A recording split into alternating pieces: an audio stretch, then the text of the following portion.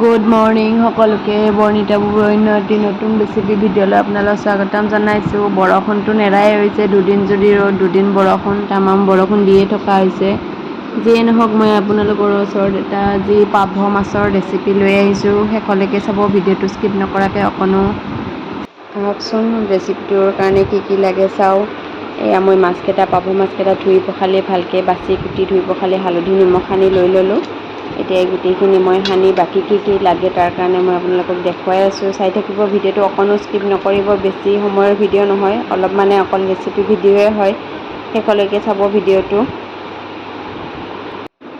এয়া মই গেছটো অন কৰি কেৰাহীটো বহাই দিছোঁ। এইটো কেৰাহীত বনালে মাছকেইটা ধুনীয়া হৈ থাকে। দীঘল দীঘলকৈ ৰাখিছোঁ। অলপ কেৰাহীটোৰ জোখতকৈ মাছকেইটা অলপ বেছি দীঘলে হয়। মই তাৰ নাকাটিলোঁ, গোটাই গোটাই খাব। মিষ্টাৰে আজি আলুৰ সৈতে বনাব দিছে।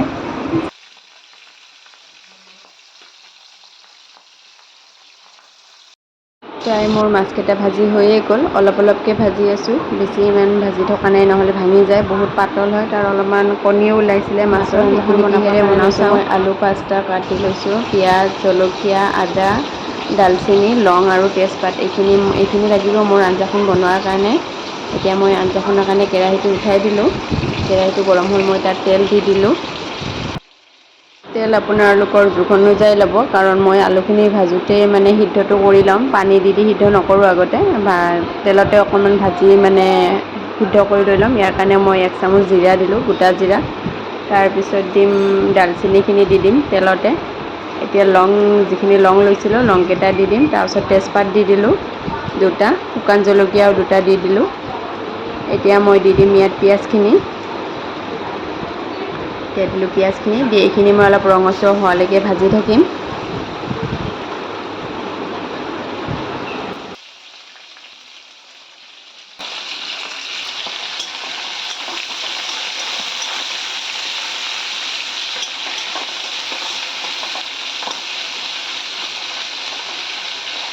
ইয়াত এতিয়া মই আদাখিনি, যিখিনি বটি থৈ দিছিলোঁ, পেষ্ট বনাই থৈছিলোঁ, সেইখিনি আদাখিনি দি দিলোঁ। কাৰণ পিঁয়াজখিনি অলপ ভাজি ল'লোঁ। আদাটো নহ'লে তিতা লাগে বেছি ভাজিলে, সেইকাৰণে আদাখিনি আগত দিয়া হোৱা নাই।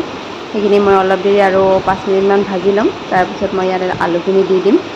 এতিয়া ভিডিঅ'টো কপি আছে, মই এখন হাতেৰে লাৰি আছোঁ, এখন হাতেদি মোবাইল ধৰি আছোঁ, কাৰণ মোৰ ষ্টেণ্ডডাল ভাঙি গ'ল আজিয়ে। উপায় নাই, ৰেচিপিটো বনাম বুলি। এতিয়া জলকীয়াকেইটাও দি দিলোঁ ইয়াতে।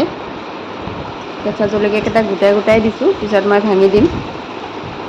ইয়াত এতিয়া মই দি দিম আলুখিনি। আলুখিনি দি মই আলুখিনি পানী নিদিয়াকৈ ভাজি ভাজি অকণমান সিদ্ধ কৰি ল'ম, তাৰপিছতহে পানী দিম। এইফালে মোৰ মাছো ভাজি হৈ আছে। মাছ ভাজি ৰেডি হৈ গ'ল। 2টা বা 3টাকৈ ভাজিছোঁ, বেছি ভাজিলে মাছকেইটা পাতল যে। এতিয়া নিমখ দিলোঁ মই 1.5 চামুচ। ইয়াত দিম মই হালধি, জিৰা গুড়ি 1 চামুচ, ধনিয়া গুড়ি 1 চামুচ। এতিয়া মই এইখিনি লৰাই ভাজি থাকিম কম জুইত।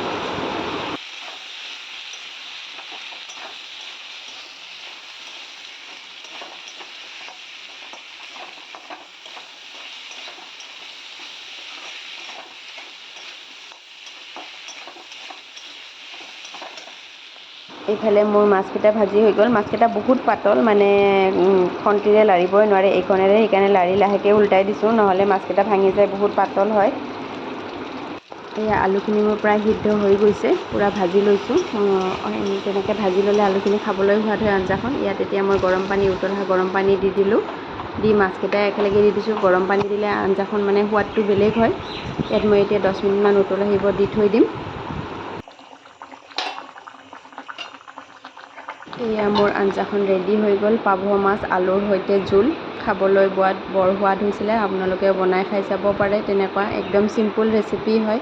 আৰু ৰেচিপিটো চাই কেনেকুৱা পালে কমেণ্ট কৰি জনাবলৈ নাপাহৰিব। লগতে মোৰ চেনেলটো শ্বেয়াৰ এণ্ড ছাবস্ক্ৰাইব কৰি দিব, আৰু ওচৰতে থকা বেল আইকনটো প্ৰেছ কৰি দিব। আৰু যদি ফেচবুকত চাই আছে, পেজটো ফ'ল' কৰি দিব। থেংক ইউ ফৰ ৱাচিং।